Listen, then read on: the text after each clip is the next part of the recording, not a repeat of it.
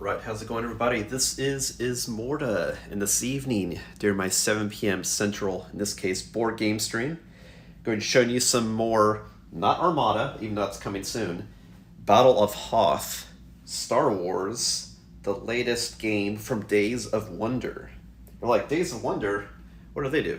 Well, one of the games that they do, that I'm a huge fan of, that you may have seen previous streams for, is Memoir 44. And what we have here today is Battle of Hoth, which is essentially looks like a skinned Star Wars of Memoir 44. But I think it plays a little bit different because it looks like it has a little bit smaller map. It might have some modified mechanics to true up the game since the game's 10, 20 years old, Memoir 44. And also the fact that it's Star Wars. So there might be some unique interactions there as well. So the point of today is to do an unboxing video of what you get in this box. I'm not going to go into the mechanics of the game. You can find other YouTube videos on that. But I might do a learn to play in a future stream, as well as potentially, since it's 2 to 4 players, a live stream of the game. We'll see. Of course, if you like what you see, be sure to comment and follow here on twitch.tv/Ismortah. And if you missed the live stream, no worries. You'll catch me the following day in all my videos on YouTube at Shadow Balance Games.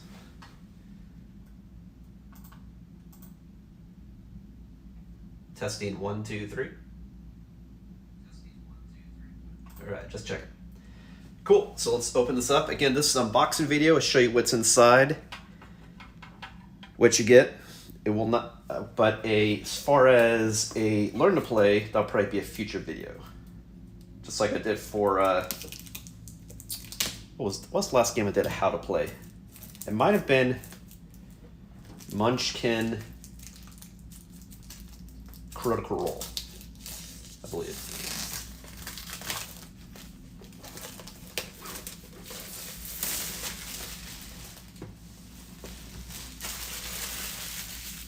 But Memoir 44 is one of my favorite games. I have almost every expansion, well, every real expansion other than some of the paper maps.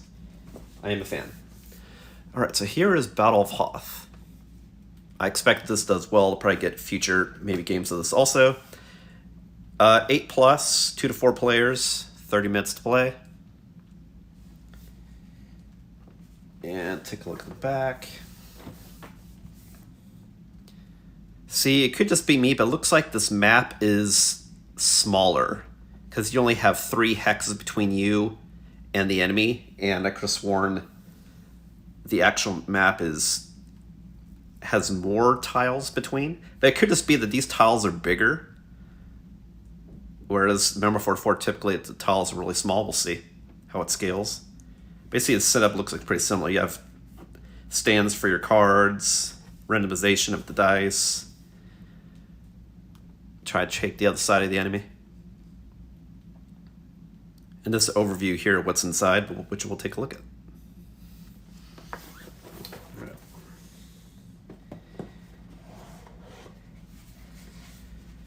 All right, so we have a rule book and a scenario book. So this is going to be your how to play. This is going to be your different maps and game modes, which we'll take a look at. Gloss over it, but again, I'm not going to go into how to play. That'll be a future video. And looks like I got some other goodies below. So we'll get to the goodies here in a sec. All right, so rule book.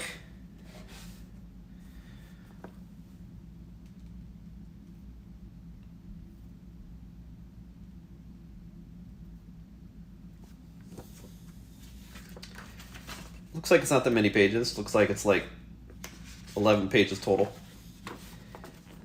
Okay, so here's an overview of what you get. So you got some plastic pieces, you get some dice, get a bunch of cards, which is huge. That's largely what this game. This game's largely a card command driven game, but then when you do combat, you do dice. But as far as actions and where your stuff goes, it's all done by cards. If not familiar with how Memoir plays, but again, this game might play a little different. Just like Reign of Cthulhu plays a little different from classical Pandemic, for example. This is how to set up the game. This is basically how the game plays, or at least with the first map, you see. Well, it's not the first map, that's placement 1. They're just saying what it is. On the order of setting up.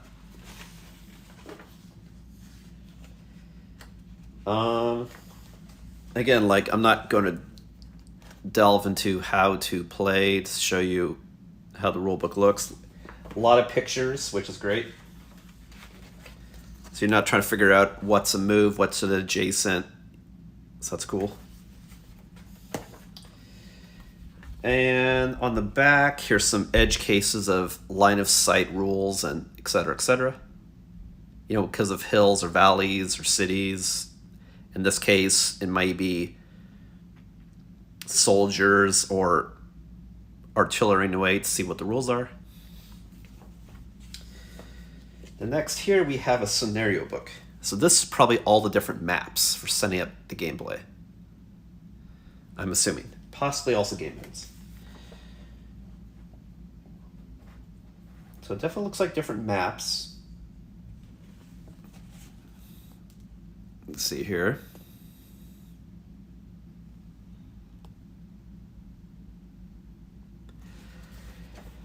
I'm not going to go through every single one. Let's give you a flavor of type of stuff. And the bottom, it's the game modes and victory conditions. What people start with.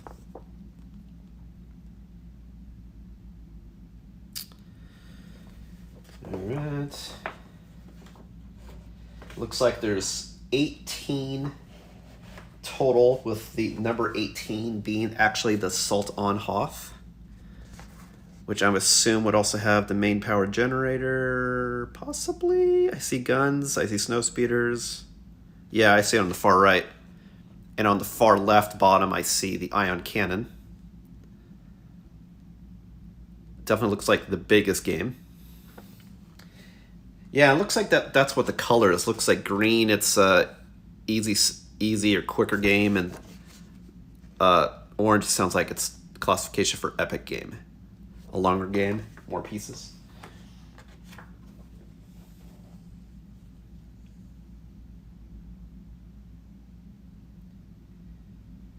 And it looks like there's a site where you can create your own custom scenarios in the center of the back here at the site.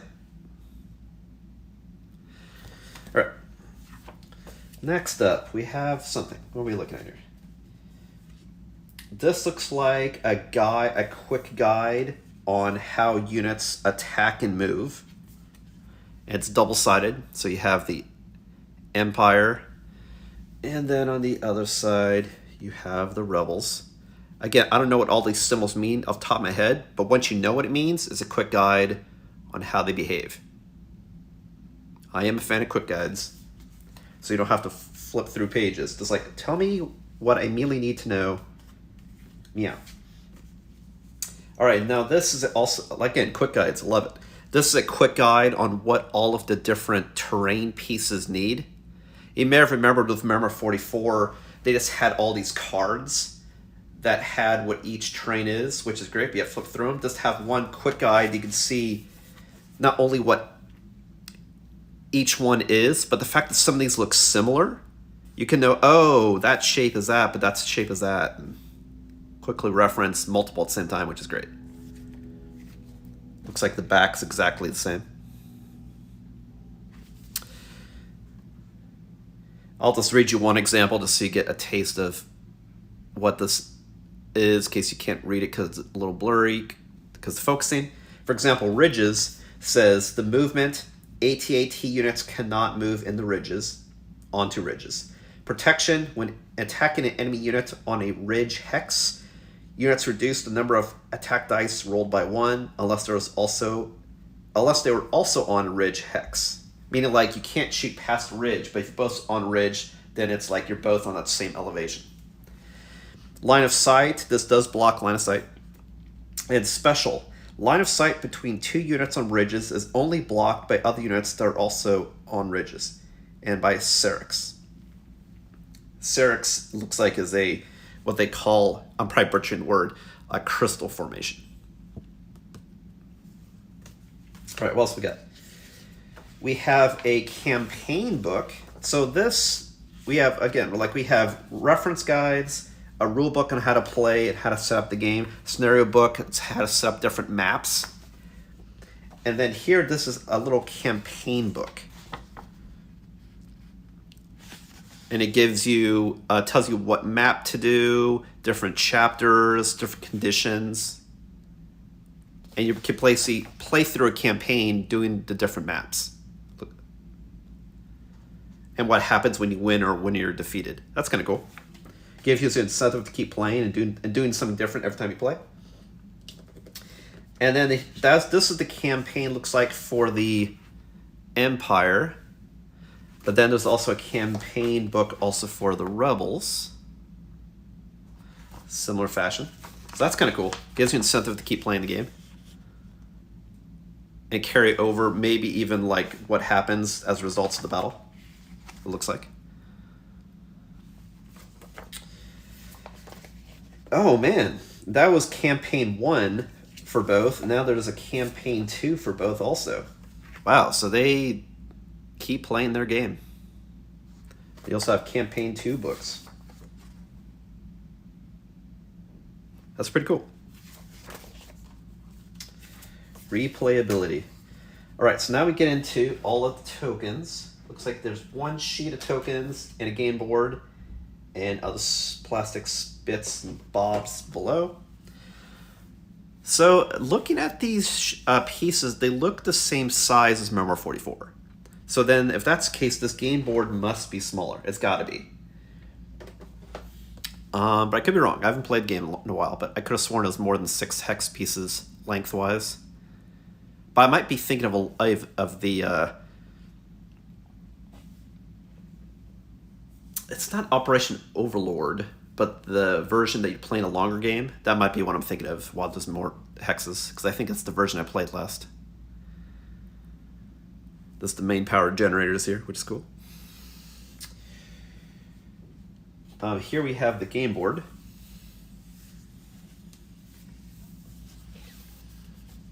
And of course, if you like what you see, be sure to comment and follow here on twitch.tv/Ismortah. And if you missed the live stream, you can catch all my content the following day on YouTube at Shadow Balance Games, as well as schedule and updates to content on X at Shadow Balance. All right, so here's the game board. Yeah, this looks regular. I think what I'm used to is playing a longer game, which is 12 hexes instead of 6, 7 hexes. That's probably what I was thinking of. So you can see which side, Rebels or Empire. And it is double-sided. So I'm curious if there's any difference between the two topography. It could be. But it is double-sided, just so you're aware. But one thing I did notice is that the opposite side has no faction symbols. Which is curious. Oh, you know what? I think it does have a special difference. Because on this side, you have 3 lanes. Because you have the dotted line means separating the left, center, and right flanks. Whereas this, there's only one. It's one huge lane and a smaller lane. So that's kind of interesting.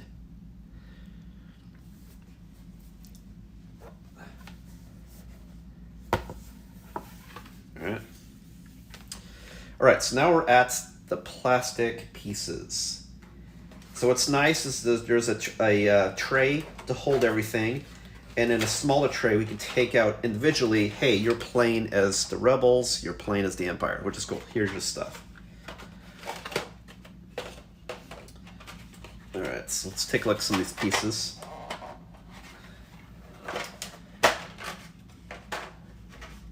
I love it when board games give the ability to not just play the game, but effectively put it away in an organized manner. Easy setup, easy to give each player what they need. I'm a fan. You'll see that in my upcoming board games as well. So here is some of the pieces. Here's a snow speeder.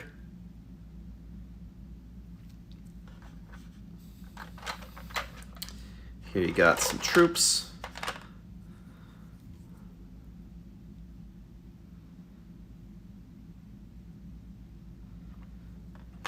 Here you have a laser cannon.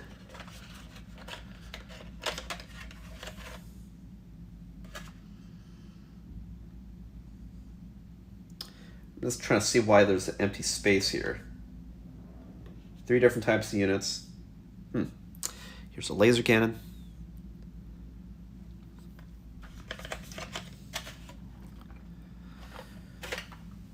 All right, let's show you some of the others. It looks like each has 3 different types of units.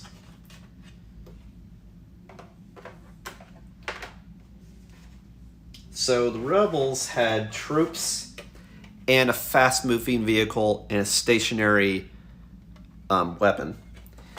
Whereas the Empire has the AT-ATs, a slow-moving heavy weapon like the laser cannon, troops, and instead of a snow speeder, they have a probe droid. Slow-moving, but faster than a troop, I would imagine. So here's the troops. And it looks like all the troops are the same model shape. That's why I'm only showing you one. It looks like it's just multiple of the same type. All right, here's a probe droid.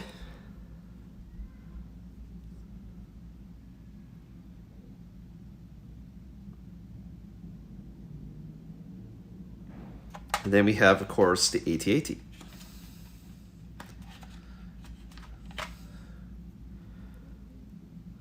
I love, actually, that these pieces are a little bigger than the miniatures from MR44, just because it's easier to pick up and you can enjoy more of the detail, but not have it so teeny.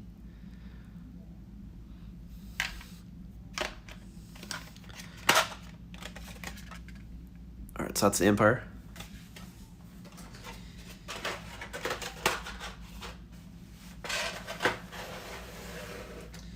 All right, then we have some dice.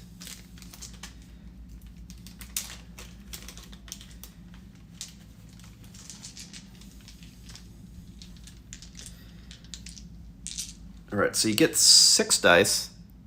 I don't know what the different sides mean, but I'll show all the different sides. So it looks like there's an explosion side. A side looks like it has gears. A cancel or stop die. It looks like a direction. And then we have troop. I think that's it. Just 2 sides, troops, everything else one symbol. So there's 5 different symbols with the troop being twice. I think all these dice are built the same. Yeah.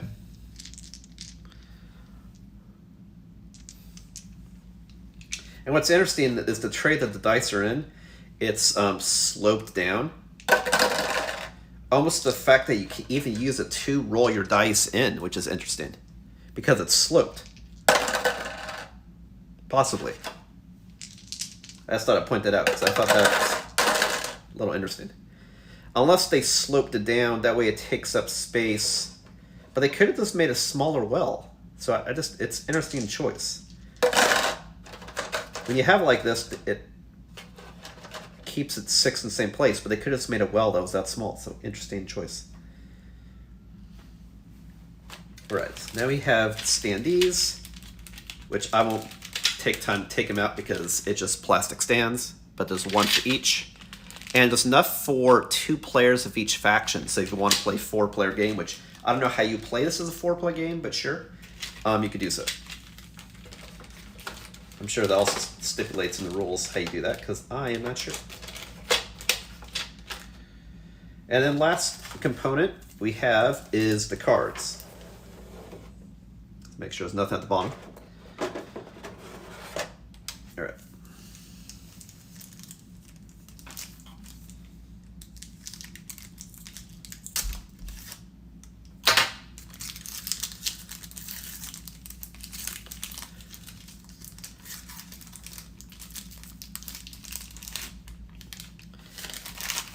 So I'm not going to show you all the cards.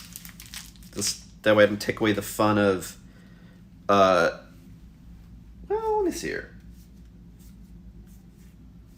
Yeah, I'm not going to show you all the cards because I won't take the fun of stuff that people can play, but I just want to give you a taste of what you can see. So here's the backs. Rebel. I'm sorry. Wait. That was kind of weird. No, that was Rebel. Different color Rebel backs. Not sure why the difference. And then there's Empire. That's weird. Why are there two different color backs?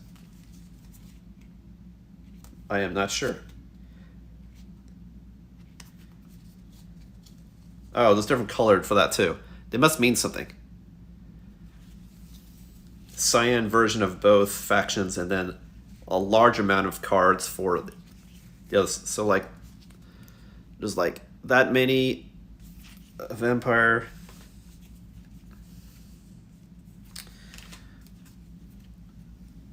Rebel. But then these Cyan cards, which is a smaller deck, it's like half one, half the other. It's like, yeah, 5 and 5. So I'll show a couple examples. So for the Empire Cyan, you have Root. When attacking, one unit ignores terrain protections before rolling your dice.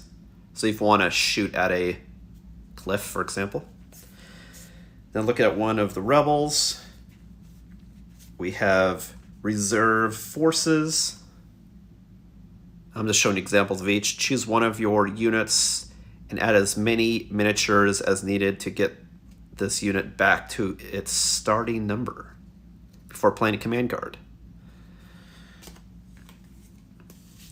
And then looking at the core ones, I'm assuming. For example, we have Scoundrel Support. Order one infantry unit. This unit rolls as many additional dice as it has adjacent friendly units when attacking. If you do not command any infantry units, order one unit of your choice. And I also noticed at the bottom it says Han Solo Scoundrel. So I wonder if you can use this card not only to play this ability, but maybe also to do something with Han Solo. Not sure. All right, and to give you an example of the Imperial cards, here's Reinforcements. Choose one of your infantry units and add to it as many infantry miniatures as needed to get this unit back to its starting number. Order that unit, it rolls one additional die. So what's interesting, I've already noticed that's in this game that wasn't in any Memoir 44 I've ever seen, is the fact that you can revive units. The fact that you can get units back. Now, I believe there may have been a way to heal, but I may be confusing that with Armada back here. The fact that you could heal units, interesting. But yes, a lot of cool stuff. Oh, I'll show one of these just because I'm a fan of the fact that they added probe droids. Here's Recon, which says, when drawing a new command card, draw two, choose one, and discard the other. And you can see it tells you, like, for example, what lane you can play it in. It has to be the left flank. Look at the bottom. Whereas, like, here's a different Recon that's center. Cool, well that is the game in a nutshell. Again, I'm not going to show you what all these cards are. That way you have fun of taking a look at all the cool abilities you can do. You'll probably see some of that more in the Learn to Play video, which I'll most likely do. This is because I'm curious to see if this play is a little bit different. I know some of the cards are a little bit different, but maybe some of the games are tweaked so it's, better usability and just, new twists to the gameplay. We'll see. But I'm definitely a fan of this because I'm a huge fan of Memoir 44, huge fan of Star Wars, and it's an awesome marriage. Well, thanks for watching, everybody. Again, this is Ismortah. I'll have more streams in the coming weeks. See the video games and board games. Haven't lined up yet what that is. Check it out on X, what I plan to do. And I will catch you next time.